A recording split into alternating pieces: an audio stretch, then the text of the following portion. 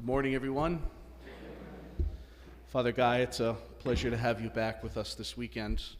I always love when Father Guy comes because we have this thing going where we have coffee talk in the morning, and we sit at the table in the rectory and have coffee, and we discuss all of the problems in the church, all of the problems in the world, and we think we've got them solved, but the powers that be haven't asked our opinion yet. But just wanted to say a brief word about the Catholic appeal. Bonaventure spoke so well, but from the perspective of a seminarian, a deacon who is preparing to be a priest in just a short couple of months, I've been introduced to a lot of people that work in the Archdiocese of Boston, and these people their job is to help people like me who are going to be newly ordained, to help our pastors, Father Gerald and other pastors, to do the work that needs to be done within the life of a parish. You know, we study for many years theology and spirituality, but when we get to the parish, we realize that we don't know everything. We don't know it all. And the people that work in the Archdiocese, your giving supports these people that will help us in our ministry, help us to do finances and to run a parish and to run staff. And there's always someone we can call, and they're always there to help us. And I've gotten to know many of them this last year, so your giving to that is much appreciated by me and by the Cardinal and by Father Gerald as well, I know. Today we're continuing with week 3 of our message series, Rebuilt Faith. And today we're speaking about tithing, giving, almsgiving, or money. If you were here the last few weeks, you recall that Father Gerald has been leading us and talking to us about what it means to serve in this Lenten season, to serve Jesus Christ and to serve the church. And today I've been tasked with the topic of money. But to be clear, this is not a homily asking for your money for the parish. Rather, it's a homily about how money affects our spirituality, our spiritual life. It's so much a part of it. Think of the gospel that we heard today from the Gospel of John. This is one of the few times in the Gospels where Jesus becomes very, very angry. He goes into the temple area and he sees the people selling things for profit. Now, money is not a bad thing. It's not a bad thing in the Bible. It's talked about in the Bible. But he sees that the people selling all these things in the temple are becoming very greedy. It's not about God anymore. It's about what they can sell, how the church can make them money rather than the other way around. So Jesus has an emotion with that, and that's anger.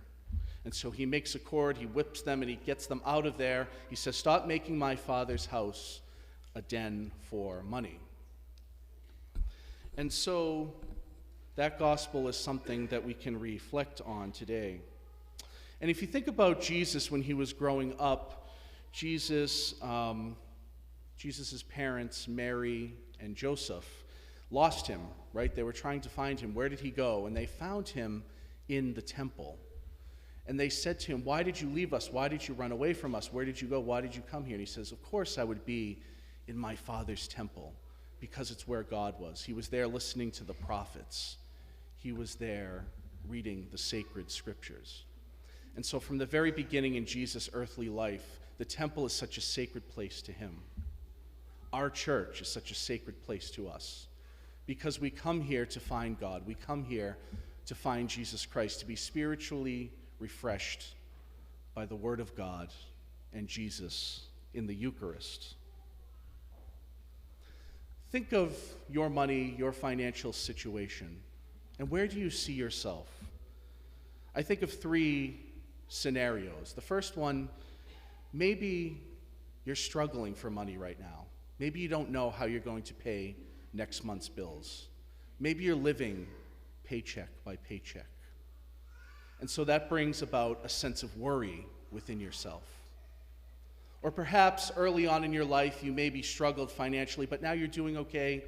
Or perhaps you are doing well financially, and now you're wondering, how can I give back? How can I tithe? How can I give almsgiving in this Lenten season? a sense of wonder, a sense of hunger, wanting more. Where do you see yourself in that scenario? Are you worried? Well, the origin of the word worry is the verb to choke. Worry chokes the joy out of life. And worry, especially about money and possessions, often stems from thoughts about the future, a future that we don't and can't control. Perhaps this Lenten season we're thinking of how we can give, who we can give to, how can we help the poor? Because as you know, the Lenten season calls us to prayer, fasting, but also almsgiving. And this week in our message series, we're talking about giving, however little or however much we can give. Because when we give, it brings us closer to the Lord. Our money should be a part of our spirituality. And so, 2 action items to consider this week. Where is my heart currently in regards to my finances? Am I worried? Am I hungry for more? Am I looking for the next thing? Am I looking how I can help? And how can I give in this Lenten season, however little or however much? And if we do that, if we reflect on these questions, we can remember that Jesus calls us to joy. Jesus calls us to joy. And our giving, when we help others, brings us joy as well.